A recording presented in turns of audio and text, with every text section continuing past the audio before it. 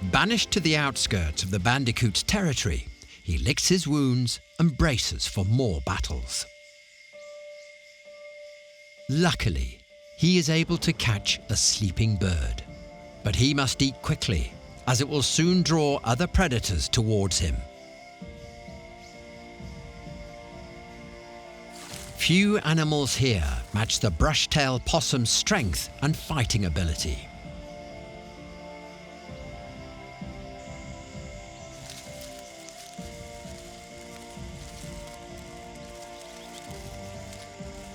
In a desperate attempt to keep his meal, he hides his prey and tries to meet the larger animal head-on.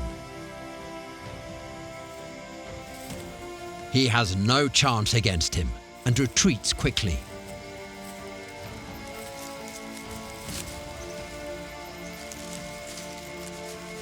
When a second possum arrives, he needs to withdraw from the area. If he wants to return to his meal, he will have to wait and hope that other predators don't find it.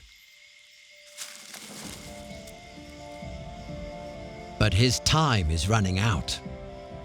He will die from stress after his first breeding season, if he survives that long.